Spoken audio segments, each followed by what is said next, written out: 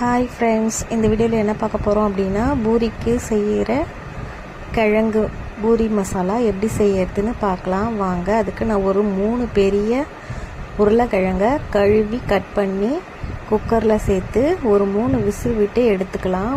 கிழங்கை முதல்ல வேக வச்சுக்கலாம். இது வேகட்டும். அப்படியே சைடில் நாம் இதுக்கு தேவையான காய் அரிஞ்சிக்கலாம். நான் ஒரு 3 வெங்காயம் எடுத்துக்கோங்க. ஒரு மீடியம் சைஸில் இருந்துச்சுன்னா ஒரு 5லேருந்து 6 வெங்காயம் எடுத்துக்கோங்க. ஒரே ஒரு சின்ன தக்காளி போதும். நான் கொஞ்சம் கேரட்டும் கட் பண்ணி சேர்த்துக்கிறேன். உங்களுக்கு வேணும்னா கேரட்டு சேர்த்துக்கலாம், இல்லைனா பரவாயில்ல.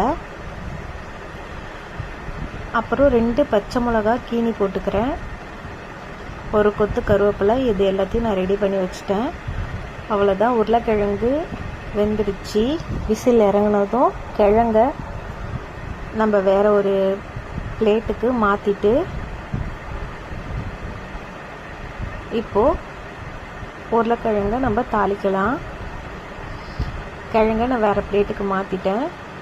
இப்போது குக்கரில் ஒரு 2-3 ஸ்பூன் அளவுக்கு எண்ணெய் ஊற்றிக்குங்க. எண்ணெய் காஞ்சதும் ஒரு ஸ்பூன் கடுகு,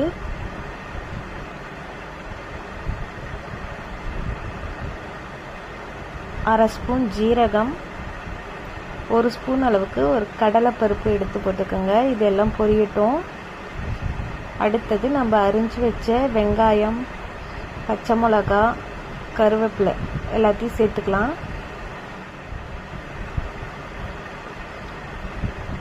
இப்போ எல்லாத்தையும் வதக்கி விட்டுக்கலாம். வெங்காயம் வதங்குறதுக்கு கொஞ்சோண்டு உப்பு சேர்த்து வதக்கிக்கலாம். கொஞ்சம் சீக்கிரமாக வெங்காயம் வதங்கிடும். இப்போ தக்காளி, ஒரே ஒரு சின்ன தக்காளி தான் நான் எடுத்திருக்கேன். மீடியம் சைஸில் வெங்காயம் இருந்துச்சுன்னா 6 வெங்காயம் சேர்த்துக்கோங்க.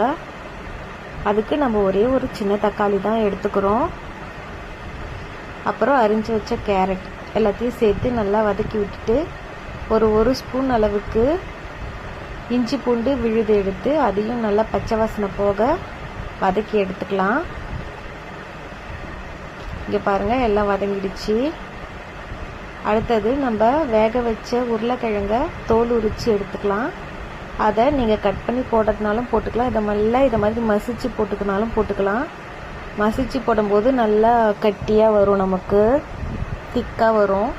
நான் மசிச்சே போட்டுக்கிறேன். போட்டு எல்லாத்தையும் கிளறிட்டு இதுக்கு தேவையான அளவு நம்ம தண்ணி ஊற்றிக்கலாம். அதிகமாக தண்ணி ஊற்ற வேண்டாம். இந்த கிழங்கு முழுகிற அளவுக்கு தண்ணி நிறைய தண்ணி ஊற்றினீங்கன்னா தண்ணி ஆகிடும். அவ்வளோதான். இதுக்கு தேவையான அளவு மசாலா போட்டுக்கலாம். ஒரு 1/4 ஸ்பூன் அளவுக்கு மஞ்சள் தூள், 1 ஸ்பூன் அளவுக்கு குழம்பு மிளகாய் தூள், இதுக்கு தேவையான அளவு உப்பு சேர்த்து எல்லாத்தையும் நல்லா கலந்து விட்டுக்கலாம். உங்களுக்கு வேணும்னா வெள்ளையா அதை கூட வேக வச்சு இதில் சேர்த்துக்கலாம். இன்னும் டேஸ்ட் நல்லாயிருக்கும். அவ்வளோதான். இது எல்லாத்தையும் கலந்து விட்டு மூடி ஒரே ஒரு விசில் விட்டு எடுத்தால் பூரி மசாலா ரெடி. சுட சுட பூரி மசாலா வச்சு சாப்பிட்டா சும்மா சூப்பராக இருக்கும். நீங்களும் செய்து பார்த்துட்டு எப்படி இருந்துச்சுன்னு மறக்காமல் எனக்கு கமெண்ட் பண்ணுங்கள். அப்படியே என் சேனலை ஷேர் பண்ணுங்கள், சப்ஸ்கிரைப் பண்ணிக்கோங்க. சுட சுட பூரியும் பூரி மசாலாவும் ரெடி. Bye friends.